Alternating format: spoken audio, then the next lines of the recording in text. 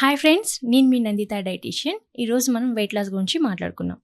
చాలామంది weight loss ఎలా అవ్వాలి, ఎలాంటి ఫుడ్ తీసుకోవాలి, ఎలాంటి ఫుడ్ తీసుకుంటే వెయిట్ లాస్ అవ్వాలో కన్ఫ్యూజ్ అవుతూ ఉంటారనమాట.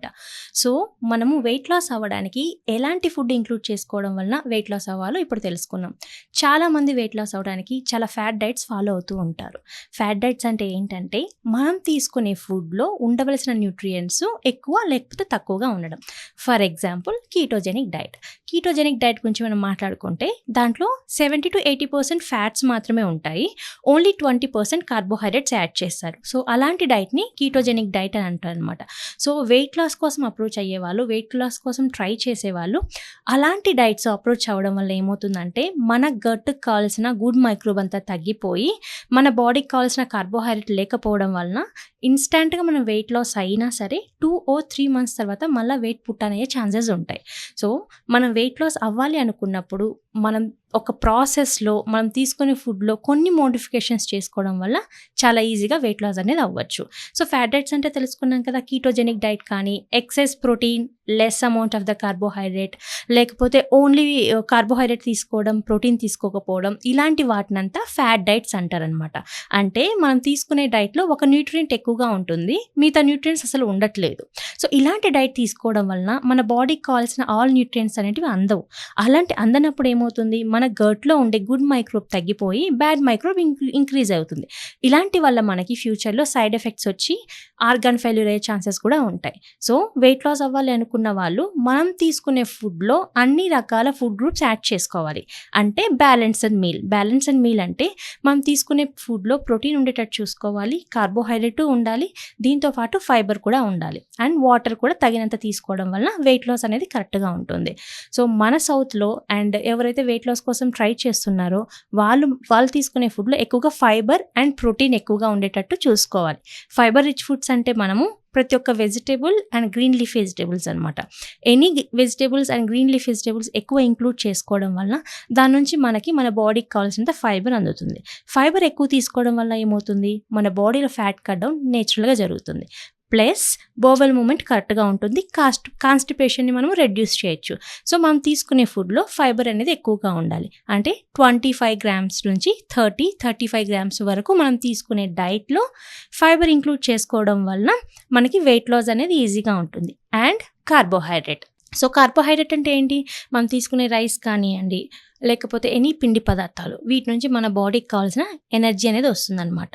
సో మనం తీసుకునే ఫుడ్లో రైస్ మనం ఎక్కువ వాడుతున్నాం, ఏమో వైట్ రైస్ ఇలాంటి వాడడం రిఫైన్డ్ అనమాట. దాని మీద ఉండే పొట్టు తీసేస్తాం కాబట్టి మన బాడీకి కావాల్సిన ఫైబర్ సరిగా రాదు, వైటమిన్ బి గ్రూప్స్ కూడా ఆ పొట్టులో తొలగిపోతాయి. సో అలాంటి ఫుడ్ తీసుకోవడం వల్ల మనకి ఏమవుతుంది, మన బాడీకి కావాల్సిన న్యూట్రియంట్స్ లాగా బోవెల్ మూమెంట్ తగ్గిపోయి గట్ హెల్త్ తగ్గిపోయి వెయిట్ లాస్ అనేది అవ్వడం తక్కువ అవుతుంది అనమాట.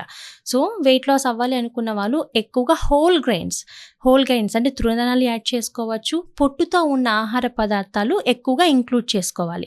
అంటే రైస్లోనే మనకు బ్రౌన్ రైస్ ఆప్షన్ ఉంది, రెడ్ రైస్ ఆప్షన్ ఉంది, సింగిల్ పాలిష్డ్ రైస్ ఆప్షన్ ఉంది.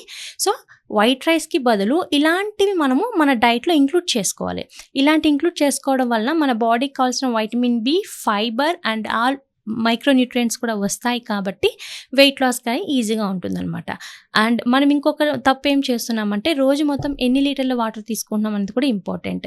బోవెల్ మూమెంట్ కరెక్ట్గా ఉండడానికి, న్యూట్రియంట్ అబ్జార్ప్షన్కి అండ్ బాడీ మెటబాలిక్ రేట్ని ఇంప్రూవ్ చేయడానికి మన వాటర్ లెవెల్స్ కూడా చాలా ఇంపార్టెంట్.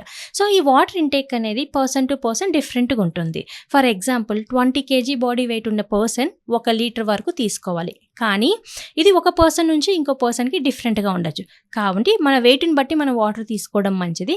కనీసం 60-70 kg వెయిట్ ఉన్న ఒక పర్సన్ రోజుకి 3 liters వరకు తీసుకోవచ్చు. అబోవ్ 100 వెయిట్ ఉన్న వాళ్ళైతే 5 liters వరకు వాటర్ తీసుకోవచ్చు. సో మన వెయిట్ని బట్టి, మన మెటబాలిక్ రేట్ని బట్టి మనం వాటర్ అనేది ఇంక్లూడ్ చేసుకోవాలి. సో ఎప్పుడైతే మనకు దాహం అనిపిస్తుందో అలాంటప్పుడు వాటర్ తీసుకుంటే ఏమవుతుందంటే ఆల్రెడీ మన బాడీ డీహైడ్రేట్ అయిపోతుంది అని అర్థం. అలాంటి సిచ్యువేషన్ రాకుండా ఫుడ్ తీసుకునే ముందు కానీ త్రూ అవుట్ ద డే కొద్దిగా వాటర్ తీసుకోవడం చాలా మంచిది. దీంతోపాటు మన pHని బ్యాలెన్స్ చేసే మజ్జిగ ఇలాంటివి ఎక్కువగా ఇంక్లూడ్ చేసుకోవాలి. ఇంకొకటి మనం చేసే మేజర్ మిస్టేక్ ఏంటంటే బ్రేక్ఫాస్ట్లో ఎక్కువగా మనము రోజు ఇడ్లీ కానివ్వండి, దోశ కానివ్వండి, ఇలాంటివి రోజు తింటూ ఉంటాం. సో ఇడ్లీ, దోశ ఇవన్నీ కార్బోహైడ్రేట్. మళ్ళీ లంచ్కి వచ్చేసరికి రైస్ తీసుకుంటాం, అది కార్బోహైడ్రేట్. మళ్ళీ డిన్నర్కి వచ్చేసరికి రైస్ తీసుకుంటాం, అది కూడా కార్బోహైడ్రేట్. సో మనము ఎక్సెస్ అమౌంట్ ఆఫ్ కార్బోహైడ్రేట్ తీసుకుంటున్నాం. దానికి తగ్గట్టు మన శారీరక శ్రమ అంటే ఫిజికల్ యాక్టివిటీ సరిగా లేకపోతే అది మన బాడీలో ఫ్యాట్గా కన్వర్ట్ అయిపోయి మనకు వెయిట్ గెయిన్ అనేది అవుతుంది అనమాట. సో వెయిట్ లాస్ అవ్వాలి అనుకున్న వాళ్ళు మార్నింగ్ బ్రేక్ఫాస్ట్కి బదులుగా ఫ్రూట్స్ కానివ్వండి, లేకపోతే ఒమేగా 3 ఫ్యాటీ యాసిడ్స్ అంటే డ్రై ఫ్రూట్స్, ఒక గుప్పెడు డ్రై ఫ్రూట్స్ ప్లస్ ప్రోటీన్స్ అంటే నాన్ వెజ్ ఉన్న వాళ్ళు 3 or 4 egg whites, 1 yellow.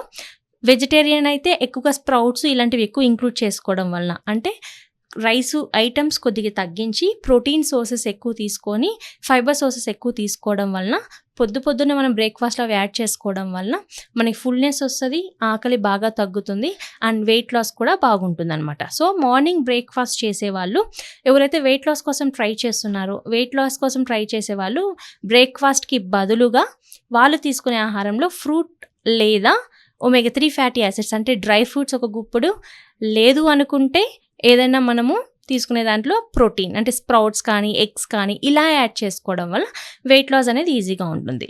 And తర్వాత లంచ్ ఆల్రెడీ మనం మాట్లాడుకున్నట్లు ఎవరైతే రైస్కి హ్యాబిచువేటెడ్ అయిపోయి ఉంటారో, రైస్ లేకపోతే మాకు నచ్చదు అనుకున్న వాళ్ళు రైస్ క్వాంటిటీ ఎలా తీసుకుంటున్నాం అనేది ఇంపార్టెంట్ అనమాట. ఫర్ ఎగ్జాంపుల్ మనం 1 కప్పు రైస్ తీసుకున్నాం అనుకోండి, 1 కప్పు రైస్కి డెఫినెట్లీ ఎంత రైస్ తీసుకుంటామో అంతకి డబుల్, అంటే 1 కప్పు రైస్ తీసుకుంటే 2 కప్స్ వరకు వెజిటేబుల్స్ యాడ్ చేసుకోవాలి. మిగతా పోర్షన్ ఎలా ఉండాలంటే దాల్ తీసుకోవాలి. దాల్ అంటే ఏంటి, మనకు ప్రోటీన్ వస్తుంది అనమాట. Non vegetarians instead of red meat మనము ఫిష్ ఇలాంటివి యాడ్ చేసుకోవచ్చు. సో 1 పోర్షన్ అలా ఉండాలి. రిమైనింగ్ పోర్షన్ మనము కర్డ్ ఇలా తీసుకోవాలి. కర్డ్ ప్రోబయోటిక్ కాబట్టి బోవెల్ మూమెంట్కి కట్టుకుంటుంది. అంటే మనం తీసుకునే ప్లేట్లో ఓన్లీ 1/4 రైస్ ఉంటే 1/4 దాల్ ఉండాలి, half of the plate vegetables ఉండాలి. సో దాన్ని మనం ఏమంటాం, బ్యాలెన్స్డ్ డైట్ అంటాం అనమాట. ఎందుకంటే వెజిటేబుల్స్ ఎక్కువ మోతాదులో మనం ఇంక్లూడ్ చేసుకోవడం వలన దాని నుంచి మనకి వెజిటేబుల్స్ ఎక్కువగా ఇంక్లూడ్ చేస్తే ప్రొటెక్టివ్ ఫుడ్స్ అంటారు. అంటే మన బాడీకి కావాల్సిన వైటమిన్స్, మినరల్స్ ప్లస్ ఫైబర్ ఎక్కువ మోతాదులో మనకి వెజిటేబుల్స్ నుంచి వస్తుంది. రైస్ కార్బోహైడ్రేట్, అంటే మన బాడీకి మనకి ఎనర్జీ కావడానికి కార్బోహైడ్రేట్ ఇంపార్టెంట్ కాబట్టి 1/4 యాడ్ చేసుకోవాలి. రిమైనింగ్ 1/4 మనం ఏం చేయాలి, దాల్ యాడ్ చేసుకోవాలి. అంటే మన బాడీకి కావాల్సిన ప్రోటీన్ అంటే టిష్యూ రిపేర్ కానివ్వండి, మన బాడీలో ఫ్యాట్ కట్ డౌన్కి, ఫ్యాట్ని బాగా తగ్గించి మజిల్ని ఇంప్రూవ్ చేయడానికి, దీంతోపాటు టిష్యూ రిపేర్ చేయడానికి ప్రతి ఒక్క దానికి ప్రోటీన్ అనేది ఇంపార్టెంట్ కాబట్టి మనము ప్రోటీన్ అనేది యాడ్ చేసుకోవాలి. ఫర్ ఎగ్జాంపుల్ దాల్ అనుకోండి, డెఫినెట్లీ 1 కప్ రైస్కి 1 కప్ దాల్ యాడ్ చేసుకోవాలి. ఓకే, ఇలా ఉండాలన్నమాట. ఇది జస్ట్ అన్ ఎగ్జాంపుల్. ఫర్ డిన్నర్కి మనము కొద్దిగా క్వాంటిటీ తగ్గించి ఎక్కువగా vegetables, green leaf vegetables plus millet ఫామ్లో ఉన్నట్టు తీసుకున్నట్లయితే వెయిట్ లాస్కి బాగుంటుంది. కానీ వెయిట్ లాస్ అనేది ఒక్కొక్క పర్సన్కి ఒక్కో విధంగా ఉంటుంది.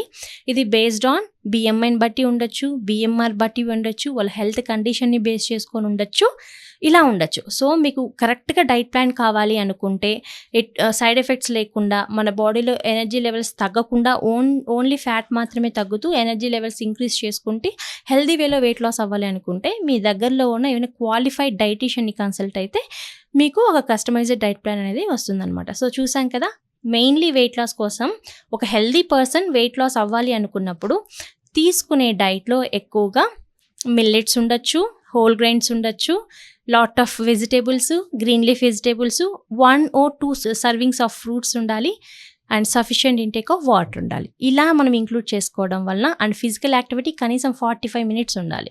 ఇలా చేసుకోవడం వలన వెయిట్ లాస్ అనేది స్టార్ట్ అవుతుంది. అంటే వెయిట్ లాస్ మనం నేచురల్గా చేసుకోవచ్చు అనమాట. సో ఈరోజు మనం వెయిట్ లాస్ గురించి తెలుసుకున్నాం కదా, ఇంకొక రోజు మనం ఇంకొక మంచి టాపిక్తో కలుద్దాం. అప్పుడు వరకు